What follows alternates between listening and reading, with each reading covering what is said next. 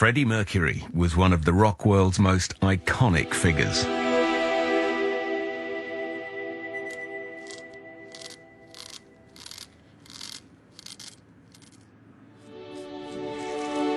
As the frontman of Queen, his performances electrified audiences worldwide.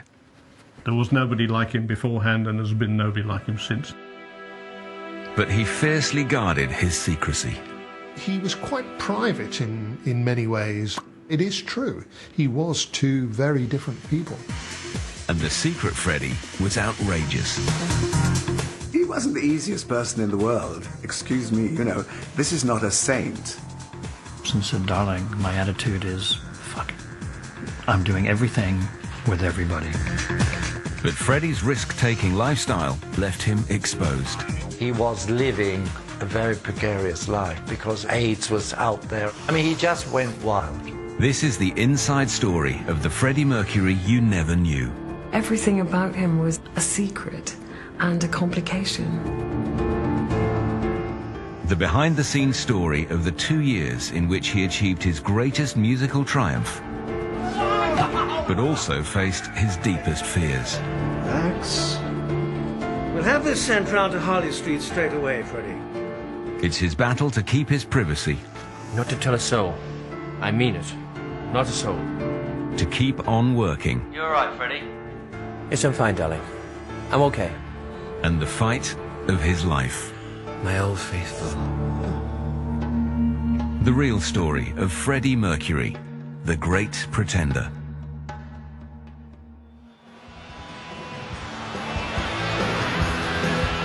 Saturday, the 13th of July, 1985.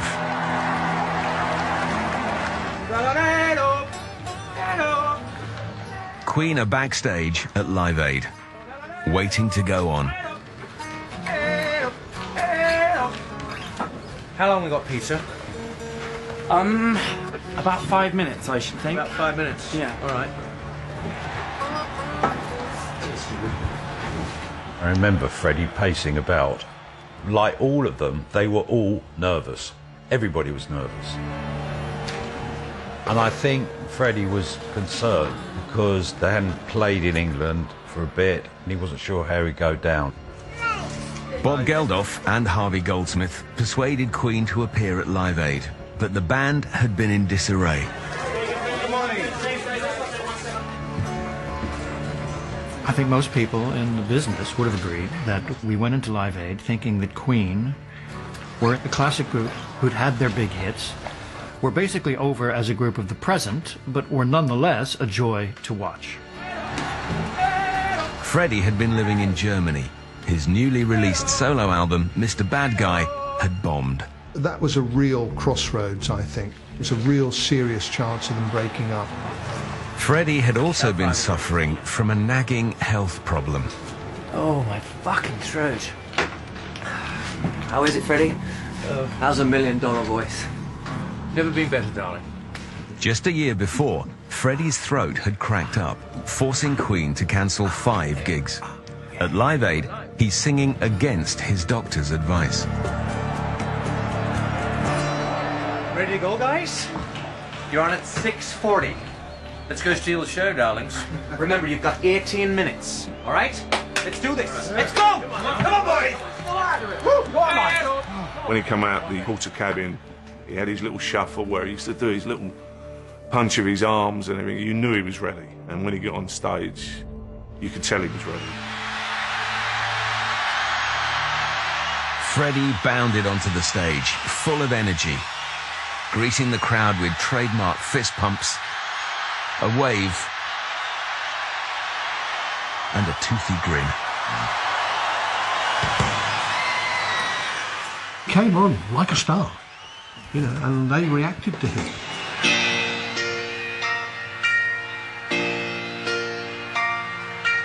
Sat down at that piano and played the opening chords of Bohemian Rhapsody.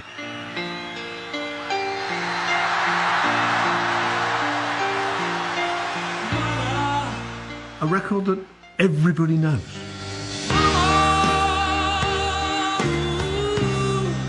It was an extraordinary moment.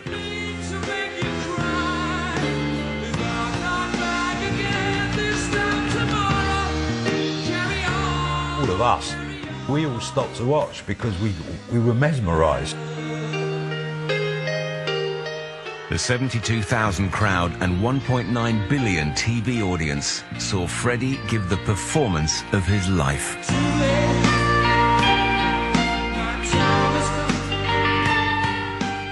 I mean, I remember being on stage trying to capture the vastness of the crowd, and Freddie there, doing his thing across the stage was quite incredible. When he talks about it being the greatest live performance ever, it was of its moment. It just worked. It worked brilliantly.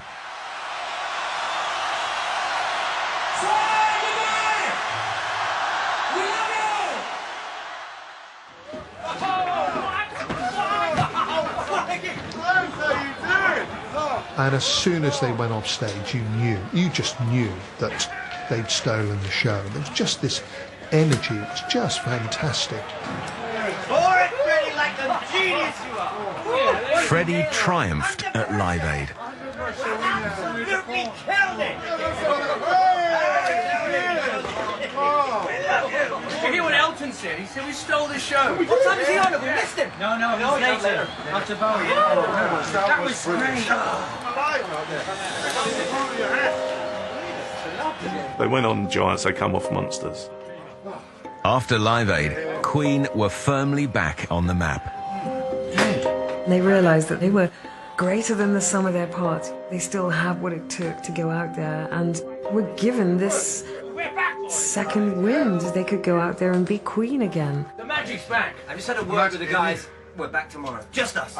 None of them knew at that time that this new lease of life would be so tragically short-lived. Live Aid was the unexpected rebirth of the band. But just around the corner, disaster was waiting. And at that moment, I had that sinking feeling. That sinking feeling is a real feeling. I thought to myself, we're going to lose Freddie. Within 2 years, Freddie will be fighting for his life. It was such bad luck, such terrible bad luck. Fred was frail. He was seriously frail, and it was sad, very sad.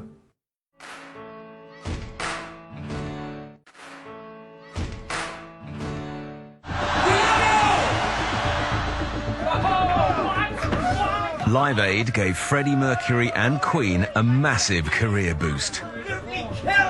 Post Live Aid in '85, they suddenly had this resurgence. So suddenly they had the opportunity to play anywhere they liked. And so at this point, they couldn't do anything wrong. Their set list had included some of their greatest hits.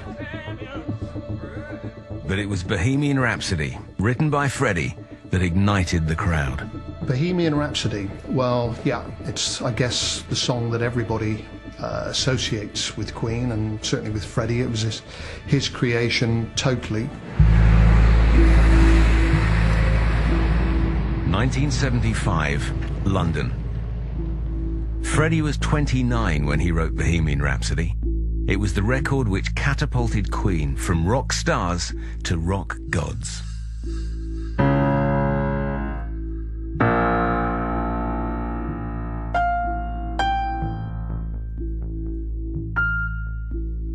He had the vision, he believed in it, and there was also certainly, I think, the feeling that if that hadn't been a hit, that probably EMI would have dropped them at that point. Can we just get a level off you, please, Freddie? Okay. That was their fourth album. They hadn't had huge success. They'd had success, but they weren't really breaking through the way that they could have done. Okay, that's great, thank you. And we're rolling tape. This is Bohemian Rhapsody, solo vocal, Freddie Mercury, take 6. My reaction to Bohemian Rhapsody, like most other people at EMI, was just, okay, what do we do with this? It's 7.5 minutes long, and that doesn't go on the radio. You know, it's an extraordinary piece of music. We got no idea what to do with it. I think with Freddie, he just never even thought about that. He's just, you know, I'm going to do, what I believe in. Just killed a man, put a gun against his head. And he just went in there, wrote the stuff, sang it, recorded it, performed it, and did, as he always did all through his life and his career, he did the best he could. It was always quality and style, darling. It has to be quality and style. Freddie was then living with girlfriend Mary Austin. They'd been together 5 years. Mary was like a doll, Mary Austin. She was blonde and had huge eyes, and she worked at Bieber, so she was into all the fashion side of things. She was a very sweet, trustworthy person, devoted to him. When I first met Mary, she was charming. We got on very well, and I liked her, and she was always generous of spirit. Beautiful. She was beautiful. She's delicate and gorgeous, most lovely face, beautiful eyes. No, she was gorgeous. Vodka and tonic? Oh, I get two. How are you? Good to see you. Yeah, you're right.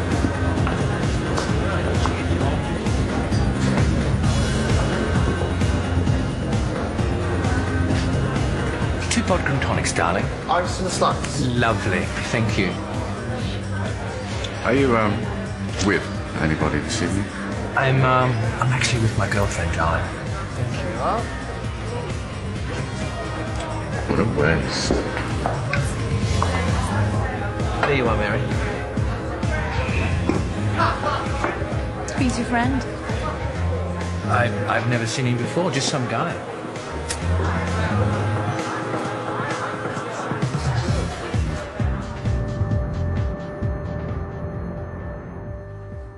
Freddie was in a relationship with Mary, but hiding a secret from her.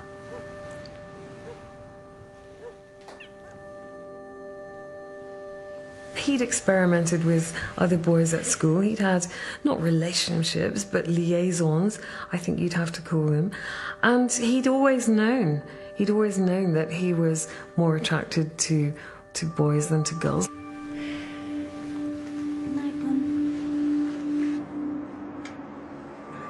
He was wrestling with himself.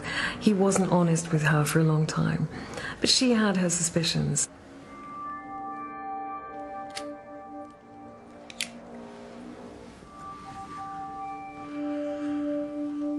He loved her,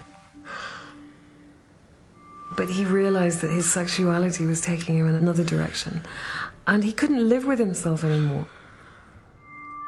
But there came a turning point for him when he realized, he knew, I've got to be honest with this woman because she's pledged her life to me.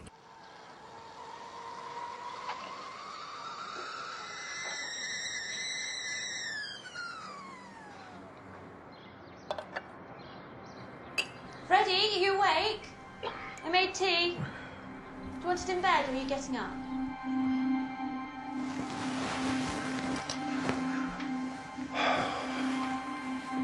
Tea.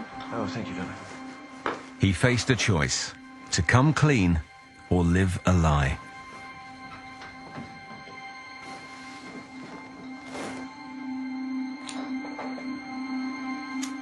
Sleep okay?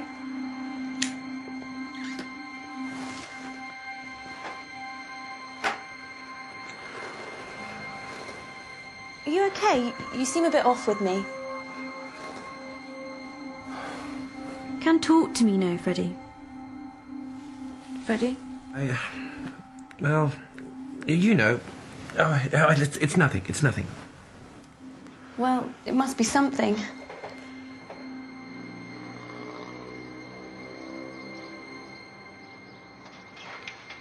Can tell me now. I'm not stupid.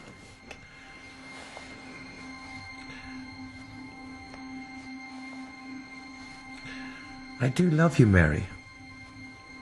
I mean, I just don't think I can go on pretending like this anymore. So, are you telling me you're gay?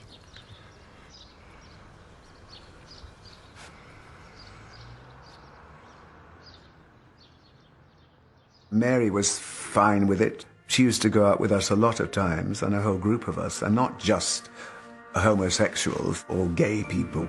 I mean, Mary was quite resilient and carried on. She always adored Freddie, and Freddie adored her.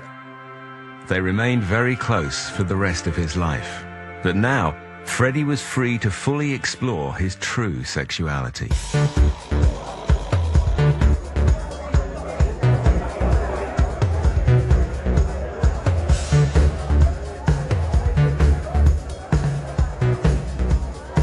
(1979), New York.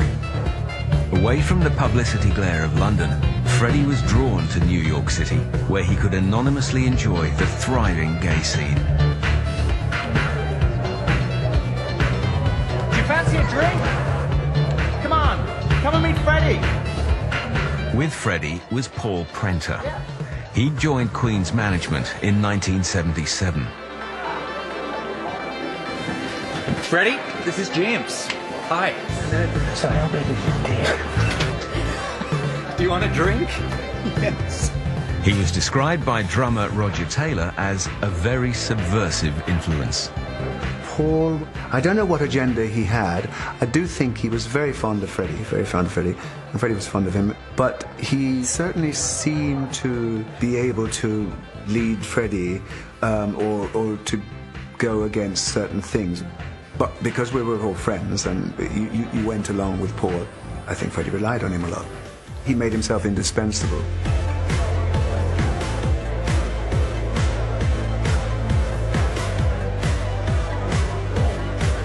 One of his main roles was scoring cocaine and willing male partners for Freddie.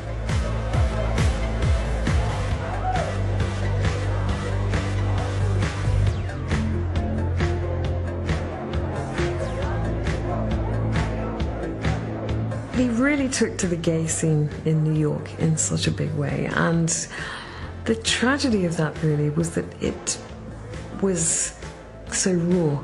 It was a very much an anything went kind of world, and there was a lot seedy about it. Some of those clubs, the gay clubs, and I did go to a couple of them, they were, I'm not easily shocked, but they were pretty shocking places. And I think he became addicted to all of that. It was one extreme to the other, and he was an extreme person.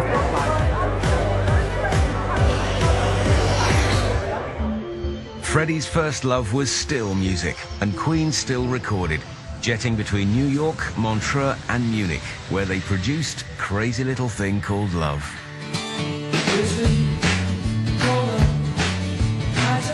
The song's a simple rock and roll homage from the album The Game, and the video, shot to accompany it, shows Freddie rocking a new look.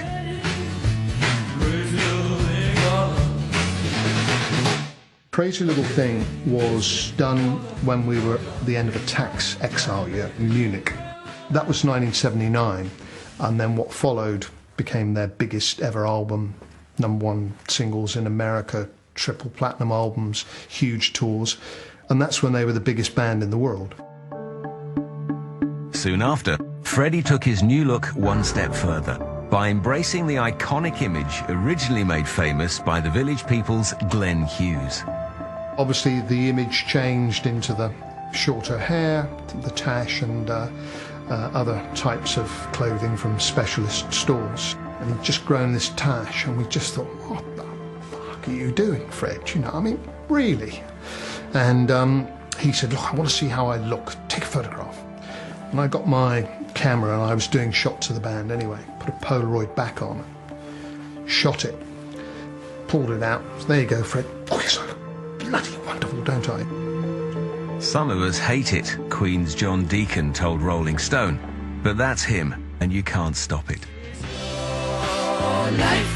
He publicly debuts his new look in the video promo for the 1980 Queen single, Play the Game. Written by Freddie, the lyrics seem to sum up his uninhibited attitude to sex. Love runs from my head down to my toes. My love is pumping through my veins. Play the game. Driving me insane. Sex played a very important part in his life. He was very sexually driven. He was a young, healthy man then, you know, so it's natural. And he discovered a new life, and he was going to live it to the full, and did.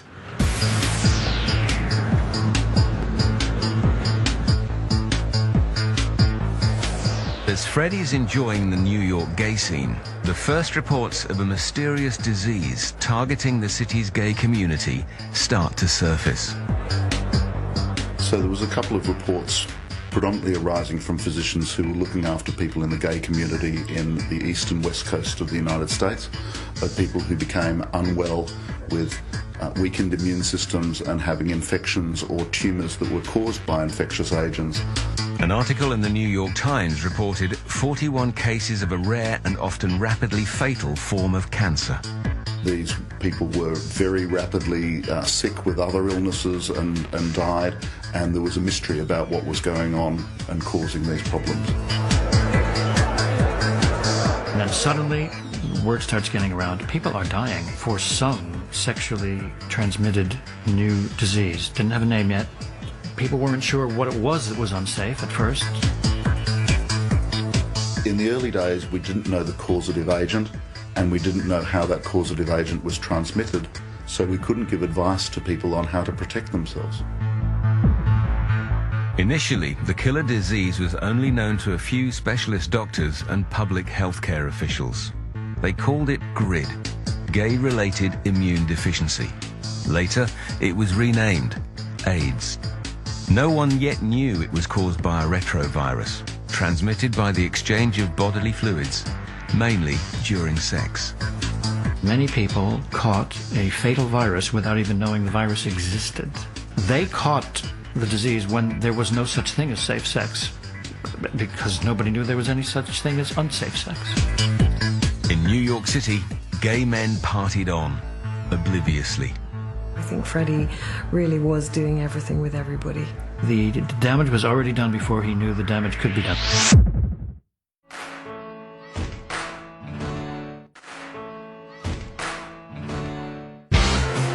September 1985, Munich, Germany. 2 months after Live Aid, Queen were back in the studio, working on a new album and planning a European tour for the following summer. I think for this, if you're going to use it, it has a simple smash. Yeah. The jungle rhythm should come out of cymbal smash. You know? Okay. And in his downtime, Freddie took to Munich in a big way. Freddie had become very immersed in the gay scene there, which was like a mini New York. And there was an area that was referred to as the Bermuda Triangle, where all the gay clubs were. And there was a very vibrant gay scene, which she became addicted to it. It was all about clubbing and drugging and drinking every night. At Freddie's side was his ever-present personal manager, Paul Prenter. Paul Prenter was mainly looking after the, how did Freddie call it, the ginger area. They called going out to gay clubs going ginging. Yeah, I guess you had to be there.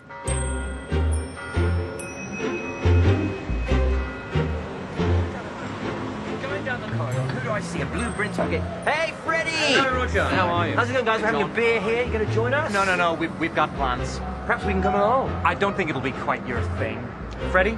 Freddie with his guys would go off and they'd be finding their own entertainment, and the rest of the band would go off in other directions, and never the twain shall meet. Within their inner circle, it was the PPP and the HH. It was the presidential pouf de parlor and the heterosexual Hilton. But it was a risky time to be a gay man. Since the outbreak of AIDS in the US, the disease had spread worldwide, and by 1983, scientists recognized it was caused by a retrovirus and had discovered it could be spread through sex. Once the virus was isolated, we were then able to understand the mechanisms by which it was transmitted: sexual, injection drug use, blood products such as transfusions or to haemophiliacs, and then we were able to give people advice on how to protect themselves. But Freddie brushed the danger aside. He was living a very precarious life because he was, doing so much of everything, and people were worried about him, and several friends did warn him about, taking care because of, AIDS was out there. But he said, "Oh, don't worry, I'm not going to make old bones anyway." In the gay clubs of Munich, Freddie ignored the possibility he might become, or already be, HIV positive. In fact, he was spreading his affections around quite freely, with the help of an unusual accomplice. Barbara Valentine was a sex symbol in Germany. They called her the Brigitte Bardot of Germany. Now she was in her middle years, but still trying to be very sexy. She showed him the Munich nightlife. It was basically what Freddie needed, a door opener. It was convenient. And she was situated in the gay community as Big Mama, giving him access to everything he wanted. And Barbara was the worst influence Freddie ever had. Freddie and Barbara shared a Munich flat, and seemingly much more. Did you sleep well? Yes, I did, my darling. Thank you very much. Danke schön, mein Liebling. Barbara was very open with me about the sexual relationship she had with Freddie, and quite often that involved other people as well. Other men, other women. There would be a number of them in the bedroom at any given time, and in fact they were raided by the police once, and the police did storm into their room and found more people than they were expecting to find in the bed that morning. She didn't mind what she did, really, with the boys. She wanted to get to Freddie, so to have him have fun, she joined in. I walked in on one by mistake, but I didn't stay. I was invited to, but I decided to go and have a cup of tea. Party to these fun threesomes was Freddie's new Munich-based boyfriend, Winnie Kirschberger. Winnie Kirschberger to Freddie, I think he was a big sex scene, really. Winnie didn't speak any English, and Freddie didn't speak any German, so how deep is your love? How sophisticated is that love affair going to be? Not really. I think it was primarily founded on sex. Only the complications of Freddie's sex life didn't end in Munich. Just a few months before Live Aid, Freddie had met 36-year-old Jim Hutton.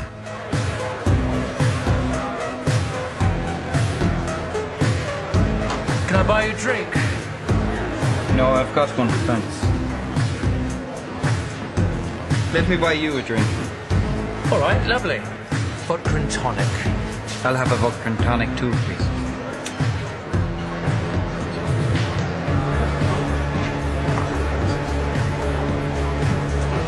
How big's your cock? Jim was a very ordinary guy who was from Ireland, and he was very masculine looking, the type that Freddie liked. He liked an ordinary guy.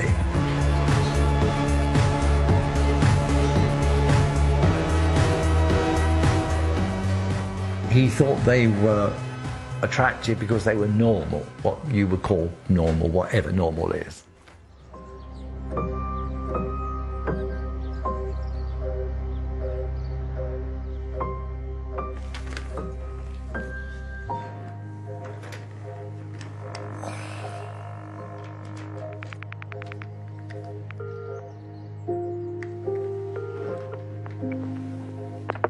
Hello, Jim. It's Freddie, darling. Freddie? Ah, Freddie, how are you? I was wondering why you haven't called. Oh, well, now, you know how it is. And I was wondering, are we going to see each other again? Well, sure.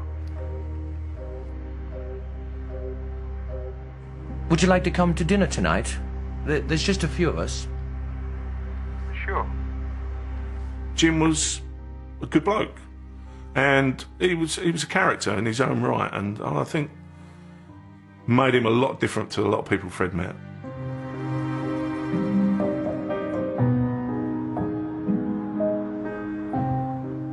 He's such a great cook. No formal training, just all natural flair. Have a seat, darling. Why lazy? Is that his real name? No, his real name is Joe Finelli. I call him Liza Minnelli, because I absolutely adore her. Okay. And what's Phoebe's real name then? Phoebe's real name is Peter. I give all my friends little nicknames. Great. And do they have one for you then? They do. They call me Melina. Melina? Yes, after Melina Mercury, the singer.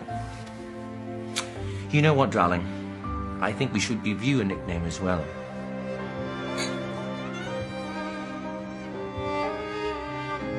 Freddie nicknamed Jim Lauren, after the actress Lauren Hutton.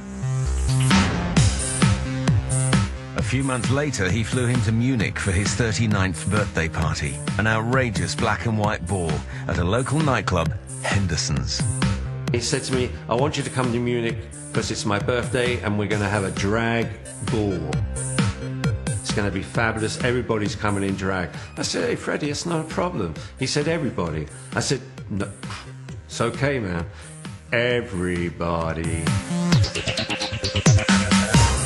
The funny thing was that everybody was in drag except for Freddie, because he turns up dressed as a mannequin, you know, and, you know, in this one-piece mannequin suit, and I'm going, oh, thanks a lot. It was a huge event. Guests included Freddie's Munich record producer Reinhold Mack and Queen's longtime lawyer and business advisor, Jim Beach. Freddie's 39th birthday, he wanted to have a big do, and there was Jim Beach saying, if we incorporate this into birthday filming video, then it's tax deductible and we just spend it all. The extravaganza cost £50,000 and went down in rock and roll folklore. The party was an extraordinary event. I've never been to a party like it, and I've been to a lot of rock and roll parties. It was amazing. Everybody got so much champagne and vodka. I mean, everybody got absolutely blotto. It was terrific. It's just pure luxury. The party was filmed for the music video for Freddie's solo single, Living on My Own. Freddie lip-synced to the track at the party venue, alone. The promo emphasized Freddie's sense of loneliness. With or without people, he still felt on his own. Yet Freddie isn't all alone at the party. The footage revealing he enjoyed having new lover Jim around. But also lurking in the footage was Paul Prenter. At the party, I remember Prenter gave Freddie something just before he cut his cake. And you see, Freddie told me a moment earlier, he said, I can't see, I'm blind. And, you know, I was just going to say, don't be ridiculous, where I realized that he wasn't seeing anything. You know, it was sort of, how do you call them, poppers, or, you know, a mild nitrate or something totally stupid. Freddie just about managed to blow out his candles, but Prenter had to help steady him. It was a legendary 39th birthday party that epitomized his lifestyle. Everybody was dancing. I mean, some people were almost naked. They came as these famous people, but they were almost naked. And certainly by the end of the evening, they were almost naked. I mean, it did look like something like the fall of the Roman Empire, the last party, you know.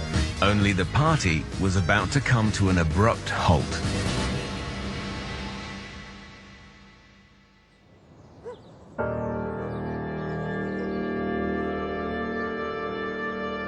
Soon after his birthday, the Queen frontman made a sudden decision to quit Munich and head home to England. He left suddenly, without telling anybody, and he didn't even tell Barbara, who he was living with. He just went. He drew a line under that mad life, and he came back to England and he started again. His return to England may have been connected to his health. According to Barbara Valentin, Freddie may have suspected in Munich that he was HIV positive. There was an occasion when he cut his hand on a razor in the bathroom. He screamed, she came rushing in and tried to help him, and she got blood all over her, and he was yelling at her to get out, get out, get out. And she said, I realized, I knew that he knew, and he knew that I knew. And she said we never discussed it. But from then on, we never had sex again. And his friends were increasingly worried about him and his potential exposure to the virus. I ran into Freddie, as I often did at the Club Heaven, and I said to him in the Star Bar, "Have you altered your behavior in light of the new disease?" And that's when he did his flourish of his arms and said, "Darling, my attitude is, fuck it. I'm doing everything with everybody." And I did have that sinking feeling. There is such a thing as that sinking feeling. And I just thought, we're going to lose Freddie. Because no matter what he did to change his act now, it had already happened, without him even knowing it could happen. So, had Freddie come home to face a secret battle and the fight of his life?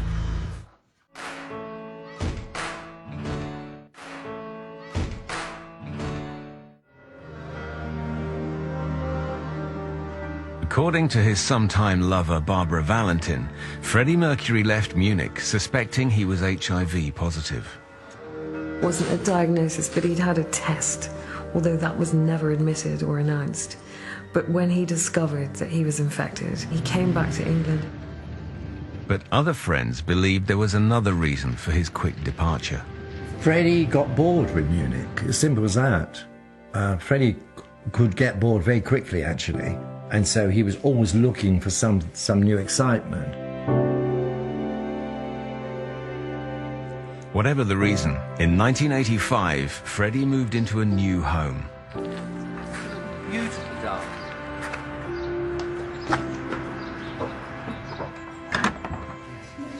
All right, darling, let's have a look. Garden Lodge, a 28-room Georgian mansion. Oh, it's lovely, darling. Secluded behind brick walls in the heart of central London. It was quite an elegant-looking house, quite a desirable house. It had been owned by a member of the Hoare banking family, and Freddie delighted in calling it the Hoare House. The move was managed by his former girlfriend and now PA, Mary Austin. It was Mary's project, really. She found the house, and she oversaw all the building work and all the renovations and all the new fixtures and fittings. Mary had been at Freddie's side for 15 years. It's beautiful. Also moving into Garden Lodge was Jim Hutton, the new man in his life. It's amazing. It's absolutely beautiful. Look at it. What do you think? Beautiful. All right, let me show you the rest of it. Freddie was always looking for somebody to love. The nice thing about Jim coming into his life, he found someone who was solid and loyal, and they got on, and they just hit it off. And it was a time when I think Freddie was ready to settle. October 1985, London. News of a friend's death rocks his newfound happiness. Rock Hudson arrived in Hollywood in the late 1940s. He was born Roy Shearer Jr. Rock Hudson was one of the first celebrities to die from AIDS. Did you know him? Roy? Yes, well, I met him. When he made his film debut. There was no hiding his physical deterioration when he showed up recently for a promotional launch for a new Doris Day. It was chilling news, and a warning to Freddie that his promiscuous past might catch up with him. When somebody acquires HIV, they may have a short flu-like illness a few weeks after that, and then they go into a period where they're often well for a number of years without knowing that anything is going on. Then maybe 4 or 5 years after infection, they might get some minor symptoms, and then somewhere around 8 to 10 years after infection, on average, they'd start to get more serious infection and risk of death.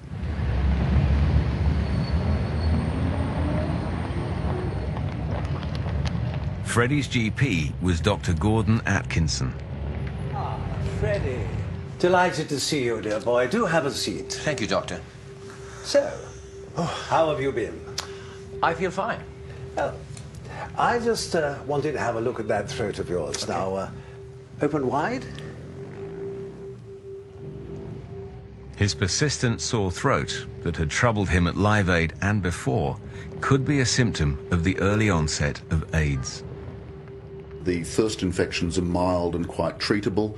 They might then start to develop some mild symptoms, skin problems, maybe thrush, and then have some first opportunistic infections or cancers that mark out AIDS. How's it been, huh? Any sensitivities?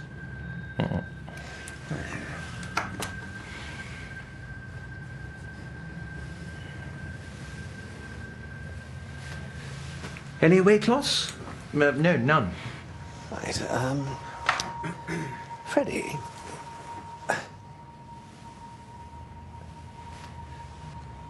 Have you thought about a test for HIV? In 1986, many people avoided taking an HIV test for good reason. We had a test available from 1984, but of course we didn't have any treatment available at that time. So many people didn't come forward to testing because to some degree it was pointless. You found out that you had something that you couldn't do anything about, so why test? The HIV thing, you don't think it will touch you, or we just think it's not going to hit us. In the period before 1995, when the introduction of combination therapies made AIDS survivable, it was a death sentence. If you had developed AIDS,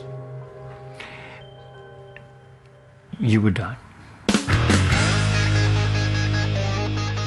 June 1986. Work had finished on Queen's new album, A Kind of Magic, and the band were back on tour.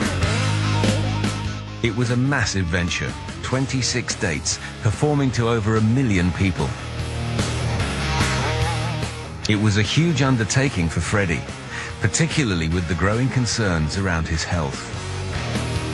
In an interview filmed to promote the tour, he admitted that he was now finding live performance exhausting. It's been a while since we actually did a tour. It's very, very exhausting for me to do what I have to do. The stages are getting bigger and everything, and you know, I just like to feel that I'm perfectly fit to do these shows, and not just sort of say, yes, I'll do it. Those close to Freddie on the Magic Tour began to notice a change in him. There were periods of time when he was just not the same. He wasn't right. And you could see there was something wrong, but we didn't really think about it. And to be frank with you, none of us really understood what AIDS was, what it was about, how it worked, what it did to the body. We just didn't know that much about it. I mean, bodily, he must have known that he wasn't right. Budapest. 7 weeks into the tour, the normally tight-lipped Freddie was caught off guard by a Hungarian reporter. At the beginning of your friendship with Hungary and with Budapest, and it may last long as Queen will last. If I'm still alive, I will come back. You know. Thank you very much. Okay. Thank you. Fine. A throwaway remark or a sign of a deeper worry? Oh, that's great. I've been holding to you with that shot. The Magic Tour climaxed at an open-air concert in Nebworth, Hertfordshire.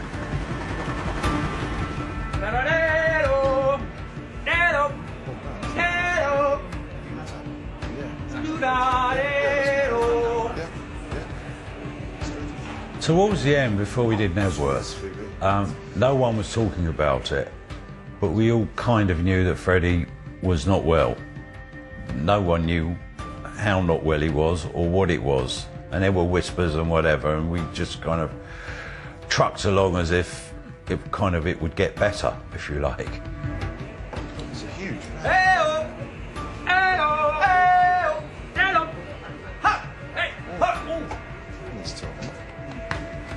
Have a good one out there, right? This is the one, Freddie. Enjoy it. How's the voice, Freddie? Oh, you know, darling. Same old, same old.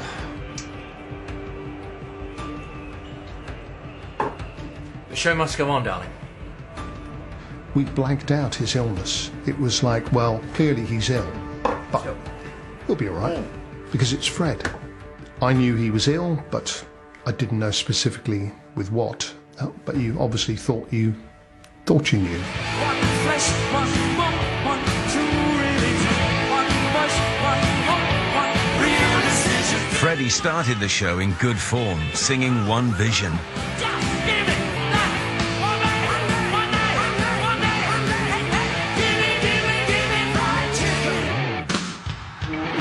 But by the last song, We Are the Champions, his voice and performance was drained of its usual power.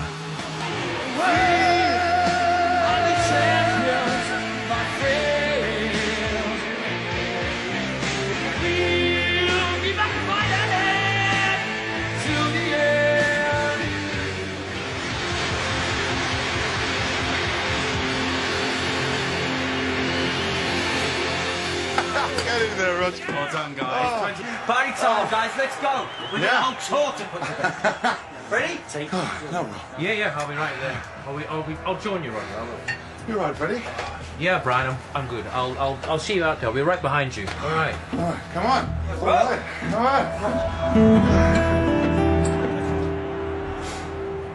on. You okay? I'm really tired. I'm not feeling it. You want to go home? Let's go.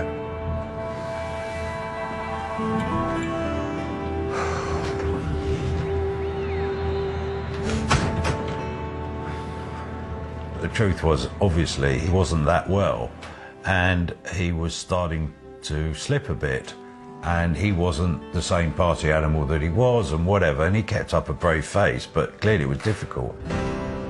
Freddie ducked out of the end of tour party. Nebworth would be his last ever Queen gig.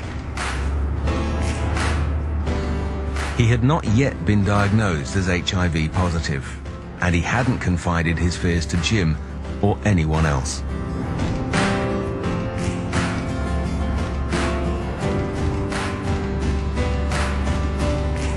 He was in denial at that point, I'm pretty sure.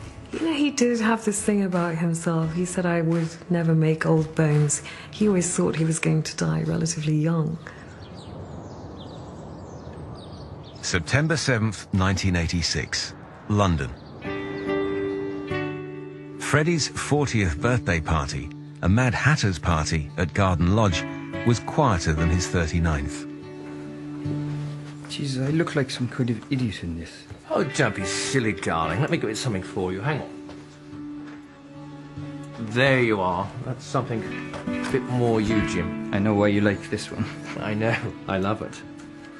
You look ravishing, but no one can look more ravishing than me on my 40th birthday. What time's everyone coming? Oh, they're getting here around, I think, 6 or 7 or something like that, I think. Freddie and Jim have now been together for over a year. Goodness, darling, what is this? Open it and see. Oh, my goodness. Oh, Jim, it's absolutely beautiful. It's like the wedding ring. Okay, Goodness. pass your right hand. In the name of the Father, the Son, the Holy Spirit. Amen. See, it's official. Oh, my goodness, Jim, it's beautiful. I absolutely love it. Jim gave Fred the love that he hadn't had for a long time. And I well, as a straight guy, I think it was love. And Freddie later confirmed his commitment to Jim in an interview with journalist friend David Wigg.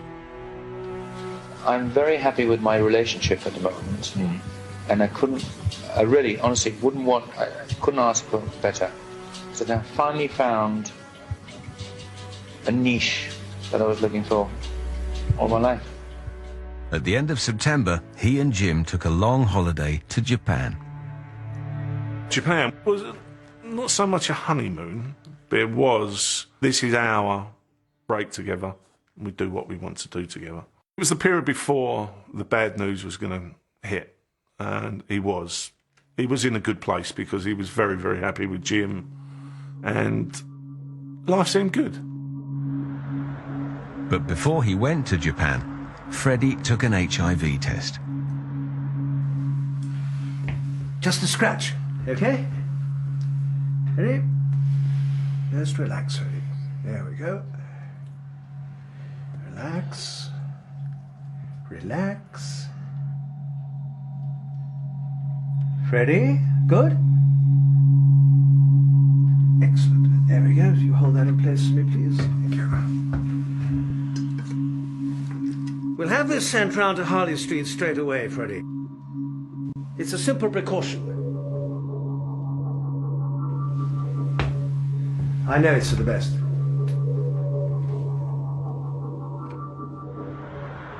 Dr. Atkinson sent the blood sample to a Harley Street pathology clinic.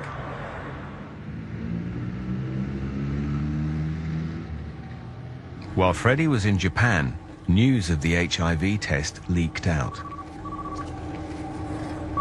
Jim Beach, Queen's manager. Is that Mr. Beach? Yes, this is Jim Beach.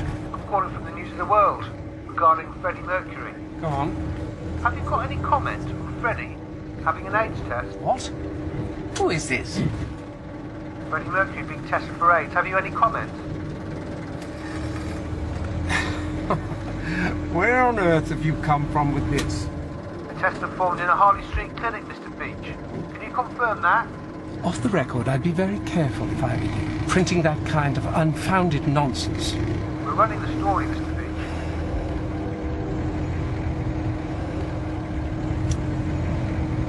We'll be issuing a statement. Good day.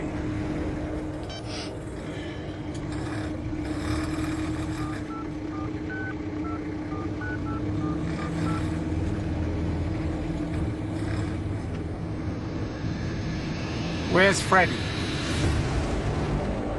October 12th.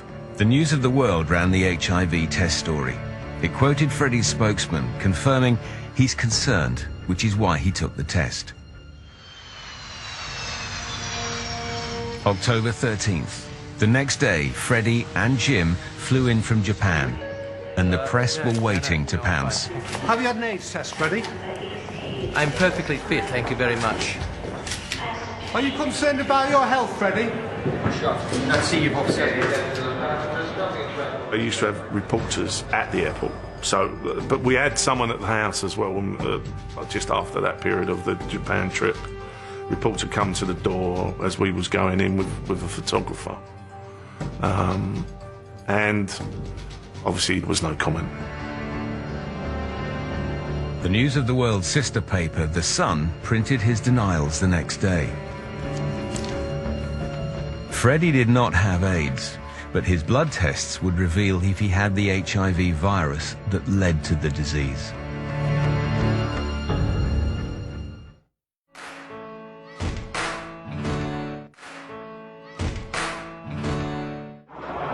October 13th, 1986. Freddie Mercury flies home to London from a trip to Japan. Whilst he's away, news breaks he's had an HIV test. We're running the story, Mr. Beach. We'll be issuing a statement. Good day.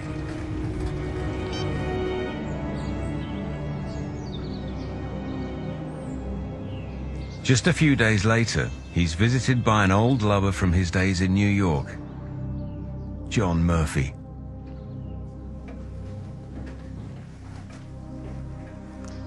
Hello, John, darling. Phoebe, would you mind getting us some tea, please, darling? Thank you. How's James?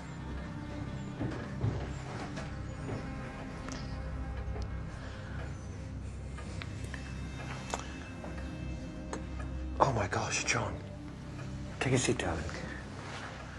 Freddie, it's good to see you, man. You look well. I feel good. I'm fine. As you can see, I'm not so good. You know what it is, Freddie.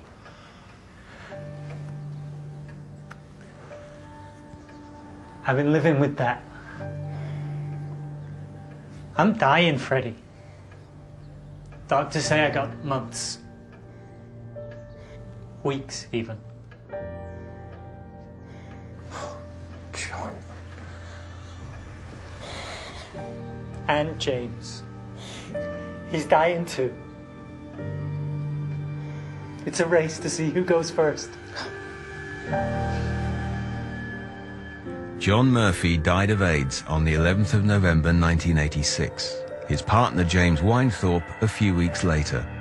The first of Freddie's lovers to succumb, and 2 of over 16,000 AIDS deaths to that date in the US alone.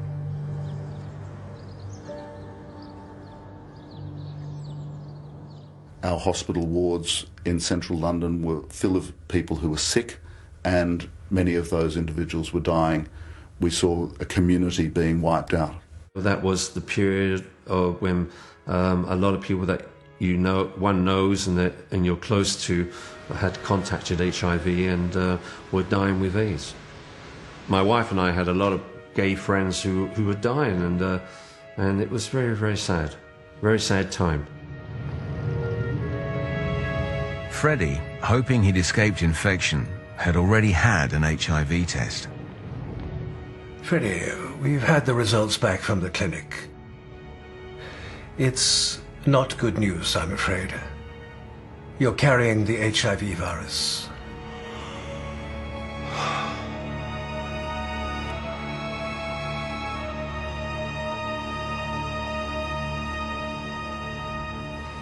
I'm most dreadfully sorry, Freddie.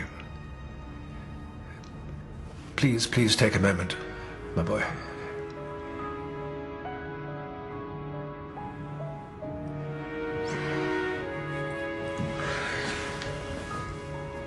How long have I got, Doctor?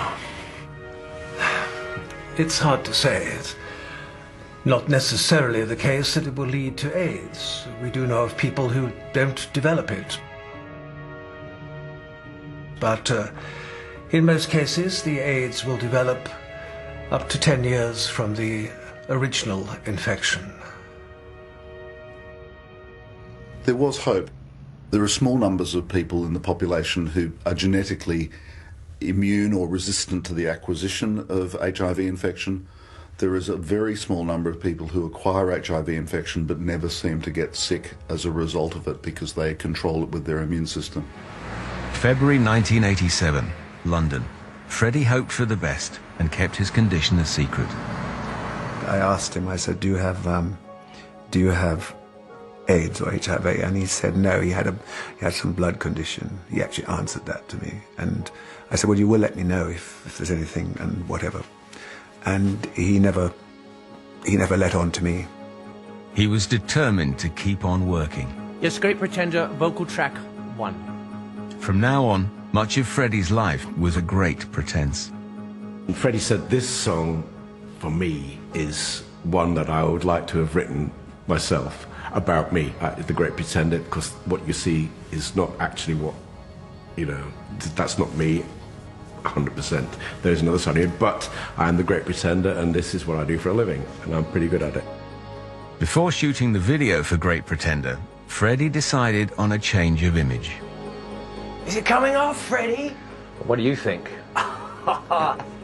The Great Pretender, finally unmasked. It's got to go.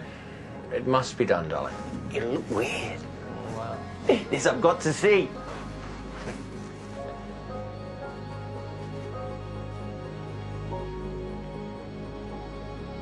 You're gonna feel naked, Freddie.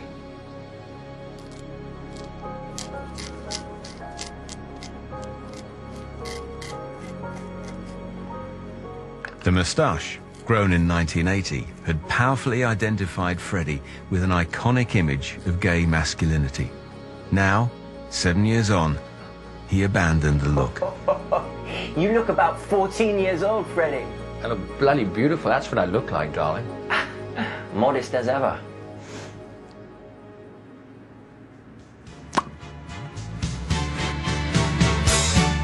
Oh, yes, I'm the Great Pretender. The moustache gone, the new look Freddie made a dynamic appearance. Freddie's friend Peter Straker was also asked to shave for the shoot. The Great Pretender, yes.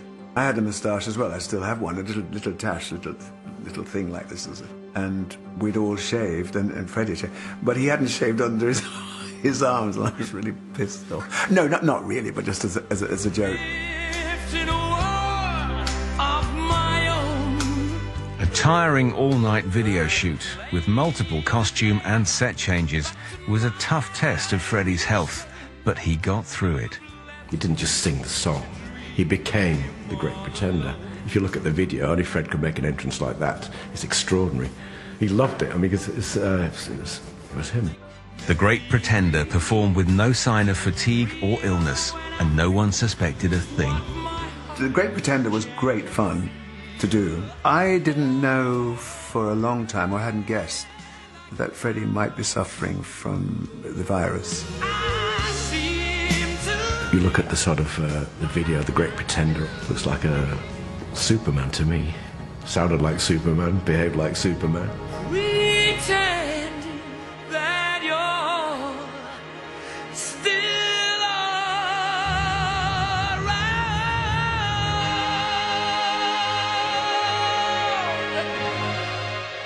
But behind Freddie's pretense, there were, in early 1987, signs that his immune system was losing the fight against HIV. Tea, my darling.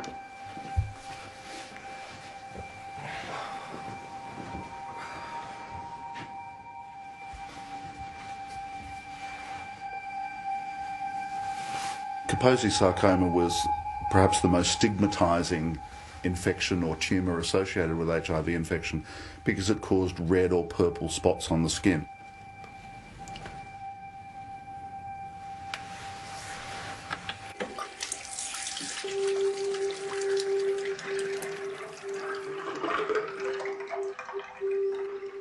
Kaposi sarcoma is caused by a member of the herpes virus family.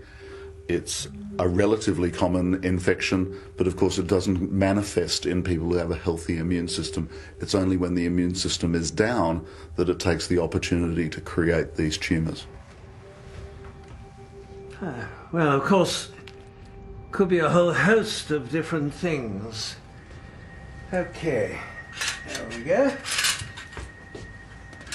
I think just to be on the safe side, we ought to have it checked out. Right, Freddie, now, this won't hurt a bit. Hang on. Yeah. There we go. Splendid. Just put a couple of stitches in that and you'll be as right as rain. When we see a skin lesion that is suspicious of being Kaposi sarcoma, typically at the time we would do a biopsy of it, and then under the microscope it has characteristic appearances that enable the diagnosis to be confirmed. So the diagnosis of Kaposi sarcoma was typically a point of saying this person had become ill, had a weak immune system, and they were likely to get further illnesses down the line.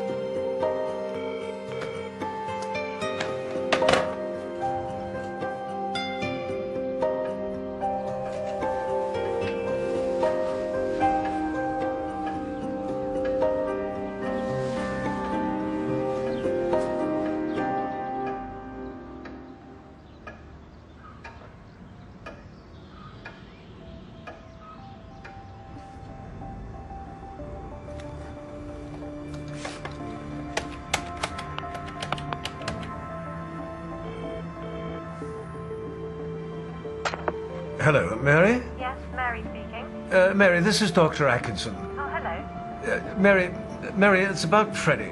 Yes? Yes, Mary, please get him to come and see me at once. Okay, I'm seeing him later. I'll see what I can do. Thank you, Mary.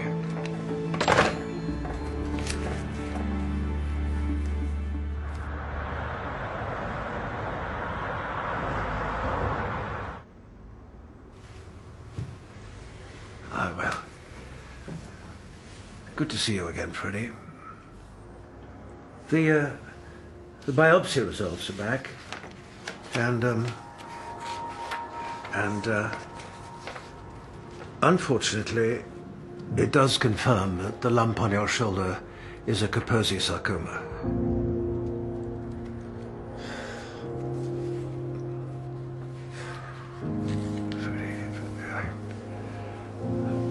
I know it's frightful for you. It's not without hope, Freddie. There are new drugs in the pipeline that...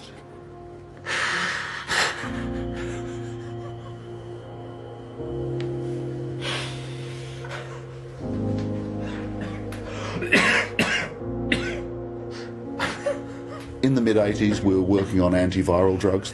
AZT was the first drug approved for treatment of HIV infection. It was shown to prolong life in people who already were sick with HIV infection.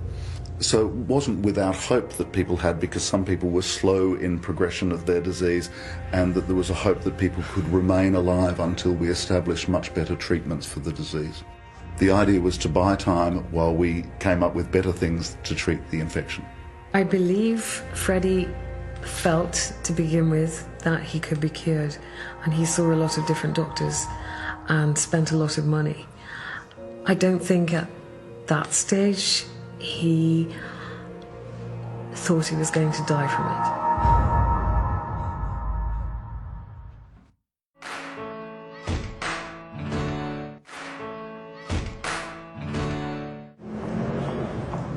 Freddie Mercury had tested positive for HIV.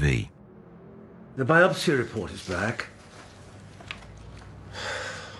It confirms that the lump on your shoulder is a Kaposi sarcoma. And was diagnosed with an AIDS-defining illness.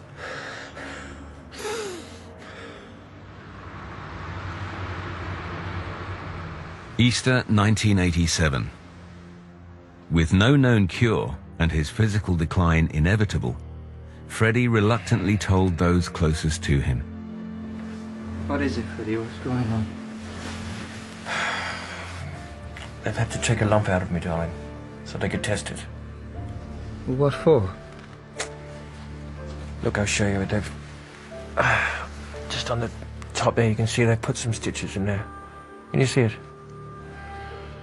Okay, so what are we talking about? Jim, I don't know how to say this. I've got AIDS. I've got it. Don't be ridiculous. Like, you're not sick. Jim. We can get a second opinion. And... No, darling. They know it, and I know it. And that's it. I've got it. I've got AIDS. Well, we can get a second opinion. Jim. Darling, I'm fucking exhausted. Please, no more, all right?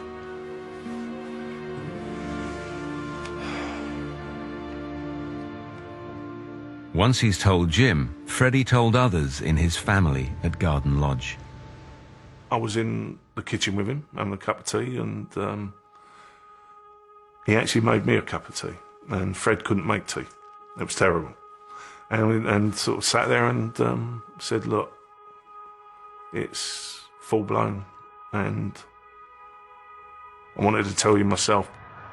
I don't know if I was in the room. It was like a sort of glazed look. I wasn't looking at Fred properly. It was very surreal, and never been in that situation with people before, I suppose. And yeah, and give him a cuddle, said sorry. That was it.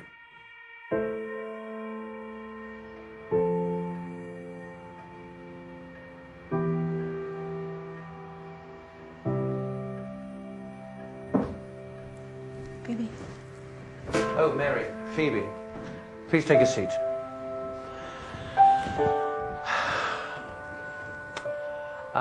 I've got some news for you. And, I'm afraid it's not good news. I had a growth removed from my shoulder, and Gordon, Dr. Atkinson, arranged to have it tested. And I'm afraid the tests have shown that I have AIDS. Freddie. No. What? God, Freddie, you poor thing. Yeah, I don't know what to say.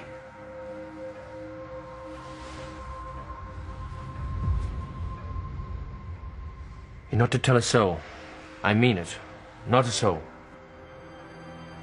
If anyone asks, you say, Freddie, AIDS? That's ridiculous, darlings. He's as fit as a fiddle. That's all you have to say.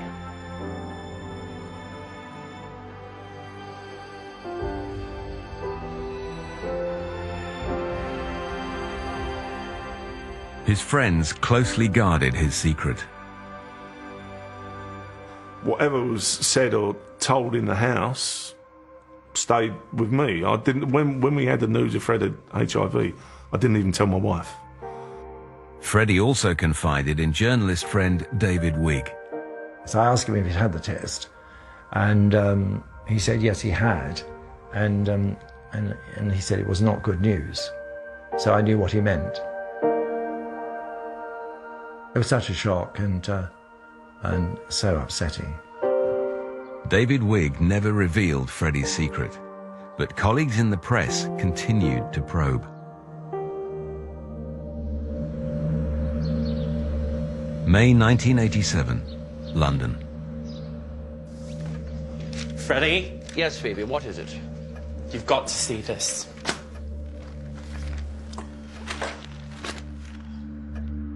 The Sun had led with revelations that two of Freddie's lovers, Tony Bastin and John Murphy, had died of AIDS. Where the fuck did they get this from? Oh my God. It's John and Tony. The report went on. Now Mercury, who has slept with hundreds of homosexuals, is terrified that he may develop the dreadful disease. The revelations came from Paul Prenter, Freddie's former manager. Out of work since Queen stopped touring, he sold the story for £32,000.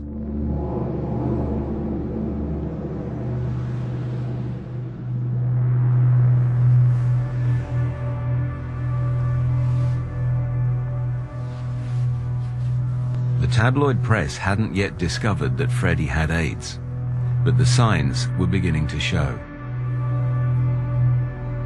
Sores that wouldn't heal. One on the bottom of his right foot, the other on his right calf.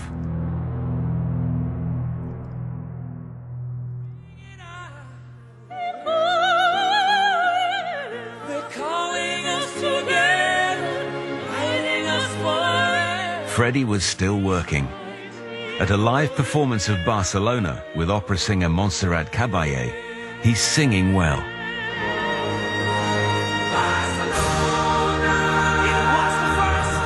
But Mike Moran, the producer of Barcelona, suspected Freddie was unwell. I became aware that there were more issues involved, there were more visits to the doctors. I'm not very well today, I've had this, But Fred was never really one to give too many details about it. So, certainly from my point of view, we all went into a bit of denial and carried on as normal.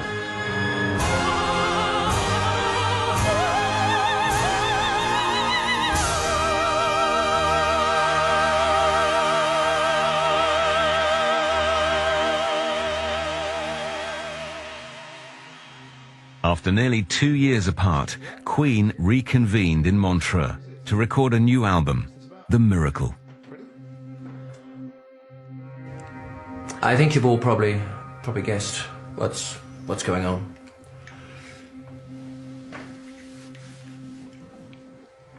What is it, Freddie? Well, look, I don't think there's any other way to say this, but so I'm just going to come straight out and say it. It's AIDS, darling. I've got AIDS.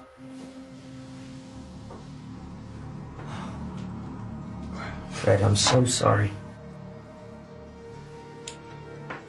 God, Freddie. How long have you known? I don't want to talk about it, Brian.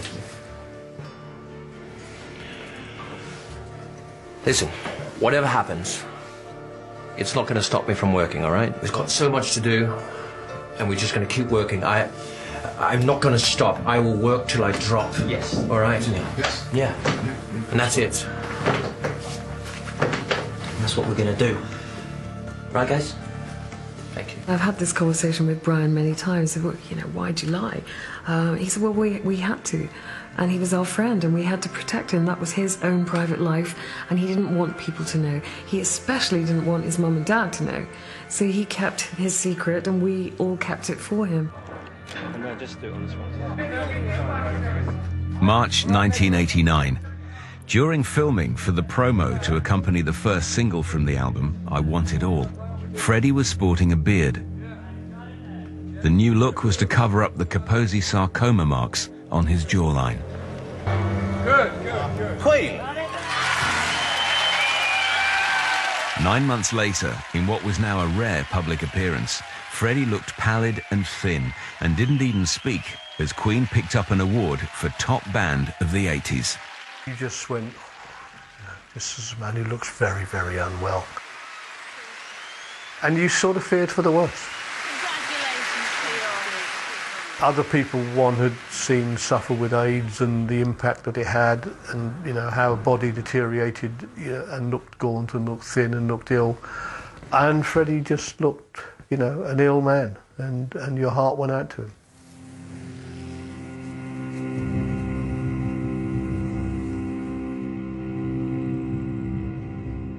Freddie had a catheter inserted, allowing him to be treated in the privacy of Garden Lodge.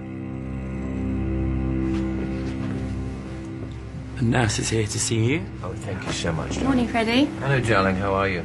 I'm good, thank you. How are you today? I felt better, darling. I can tell you that much. You look okay today. Oh. You look well. Thank you. I'm just going to pop this under your tongue like normal. He got regular blood transfusions and intravenous drugs, including AZT, the only treatment then licensed to slow the rate of deterioration in AIDS patients. Good, thank you.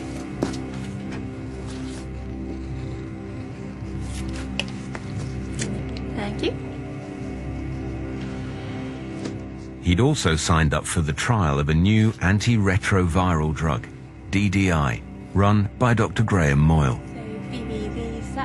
The drug was generally offered to people who'd failed on AZT before, so they'd had it, and either they were no longer getting an apparent benefit from it, or they'd had a side effect that was so severe that they'd had to stop the drug.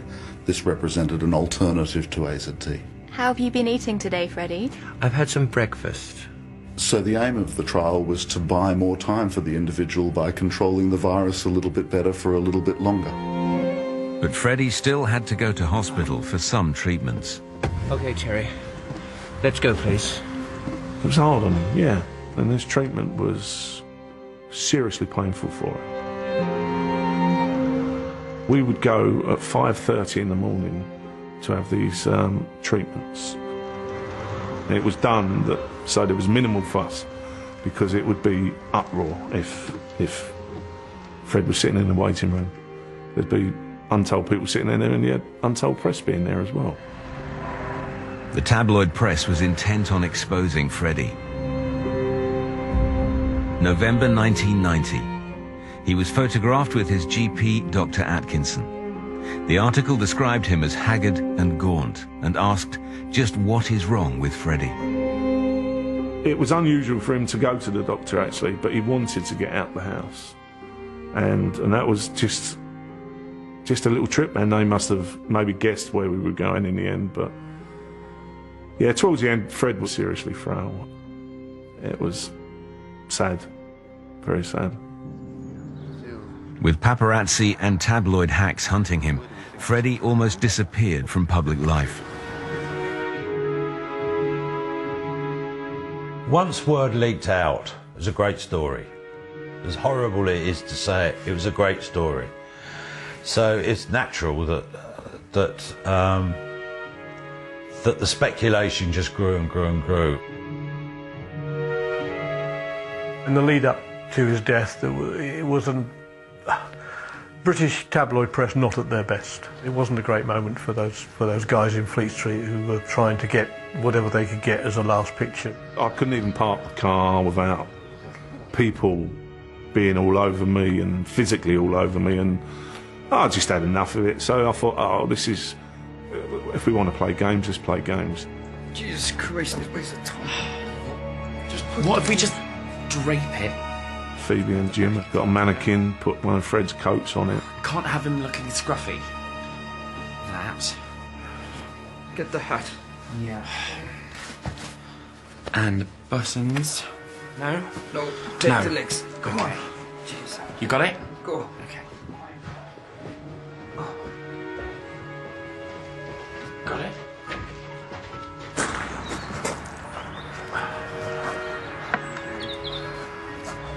Thank you, Terry.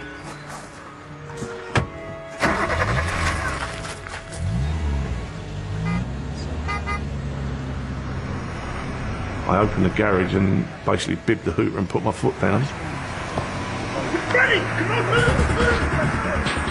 Nearly taken out a few reporters and sped off around the corner. And I took the mannequin round Hyde Park for half an hour. Just to, it was our amusement in the house, and it went down very well.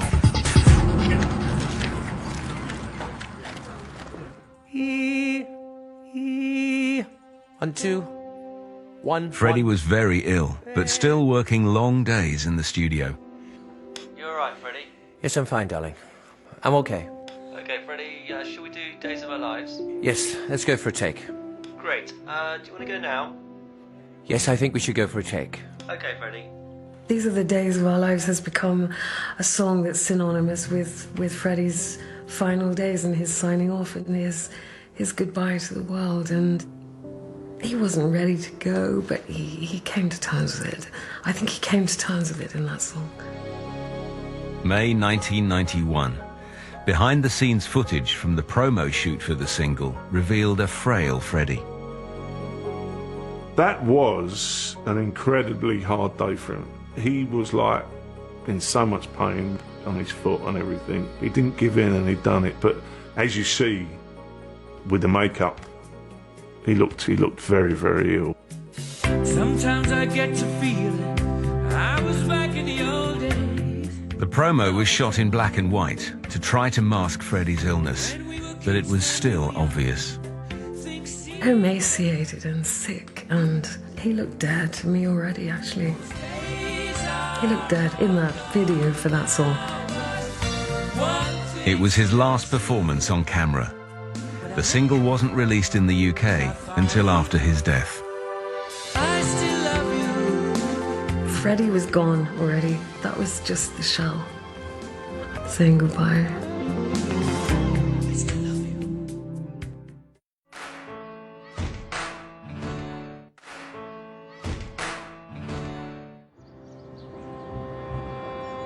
September 1991.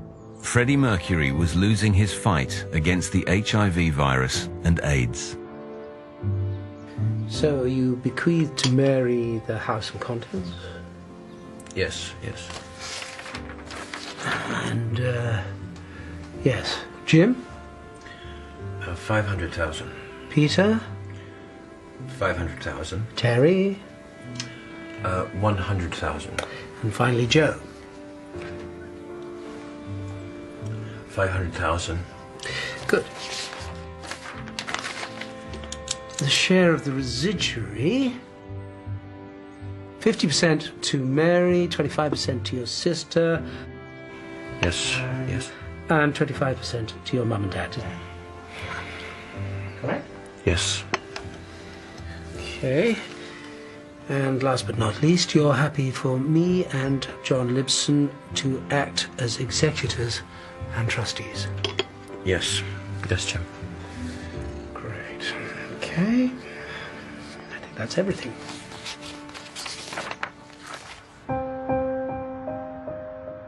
Freddie's body was now becoming overwhelmed with the AIDS virus. As an individual progresses, they become more disabled. So there could be wasting of the muscles and fat. There could be loss of vision or reduced vision, reduced brain function. So people can have a whole range of different deteriorations that mark the end of their life.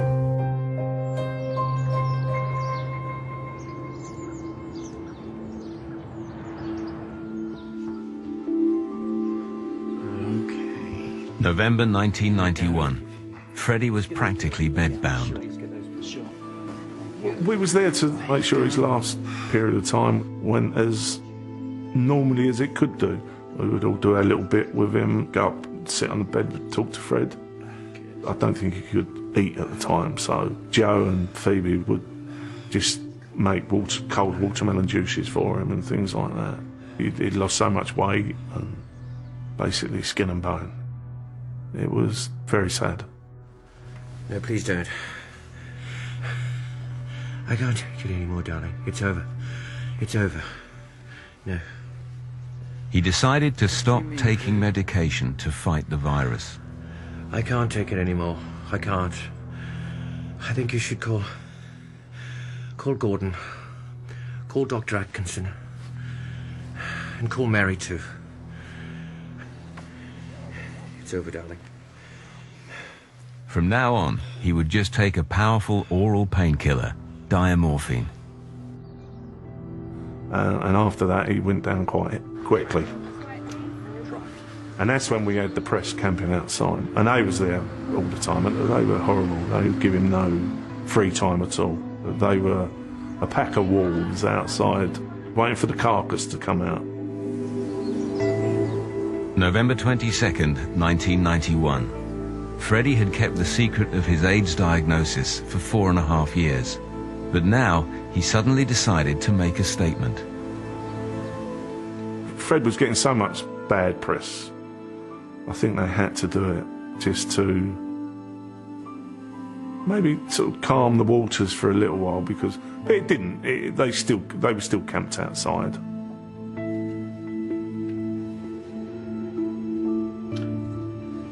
Come on, Freddie, we've got to do this. Following the enormous conjecture in the press over the last 2 weeks, I wish to confirm that I have been tested HIV positive and have AIDS. I felt it correct to keep this information private to date, to protect the privacy of those around me. Anything else?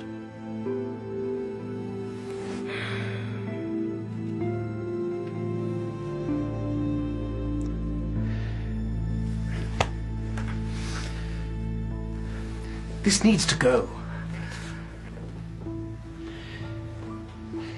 How about it's time for the world to know the truth?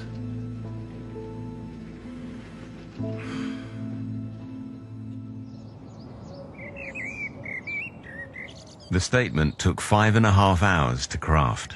It was issued late the following day.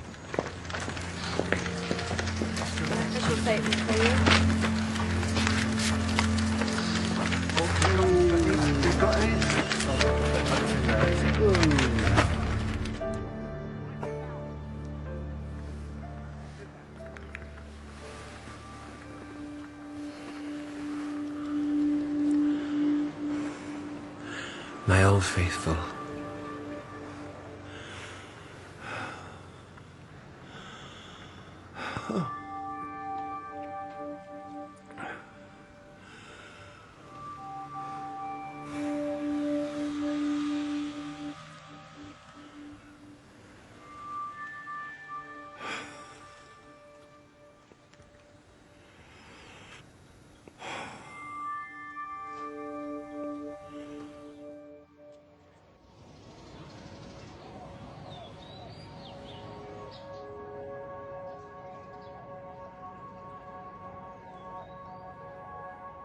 Sunday, 24th of November.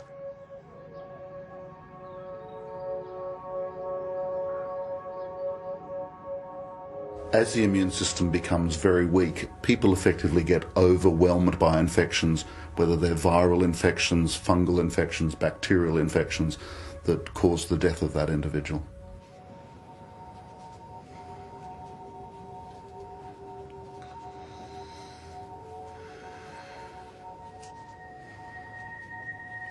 He's asleep. Has he had the diamorphine? Yes.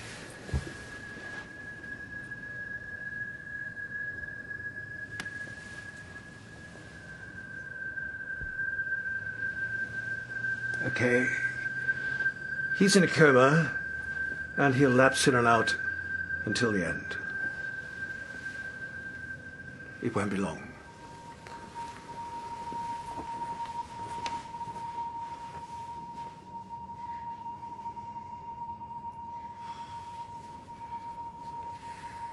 Fred was in a terrible state. He was in and out of sleep. But on the night, I'd been there for, I don't know, 10, 12 days and not been home. And so we said, I'll go home. He woke up. He wants to go to the toilet. And we were lifting him. And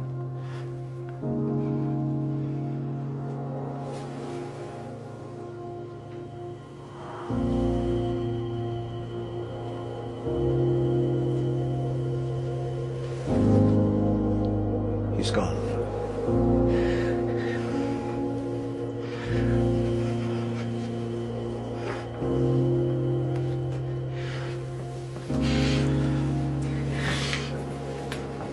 At 7:01, Dr. Gordon Atkinson pronounced Freddie Mercury dead, attributing his death to bronchopneumonia resulting from advanced AIDS.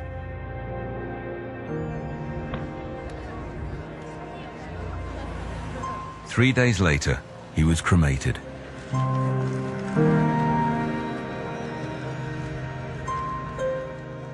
The next day, Joe Haynes of the Daily Mirror made an extraordinary attack on Freddie. He was sheer poison, a man bent, an apt word in the circumstances, on abnormal sexual pleasures. His private life is a revolting tale of depravity, lust, and downright wickedness. For his kind, AIDS is a form of suicide. Now, AIDS is no longer a death sentence, and attitudes to sexual difference have softened. But then, it's no wonder Freddie Mercury had to play the Great Pretender. Oh, yes, I'm the great pretender. The Great Pretender sums him up the best, and that performance, which is so memorable, there was a real truth about that delivery.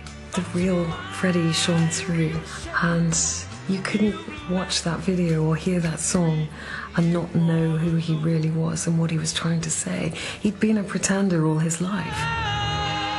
Had Freddie lived, the Great Pretender would have been 70 this year. I don't have any aspirations to live to 70. And as far as I'm concerned, I mean, I have lived a full life. And if I'm dead tomorrow, I'm going to be dead. Yeah. I really have done it all.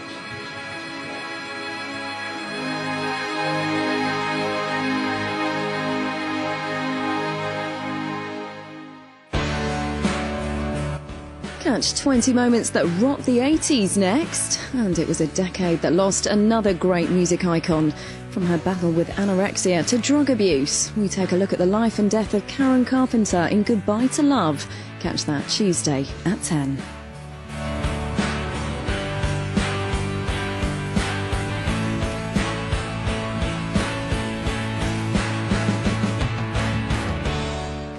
Potato.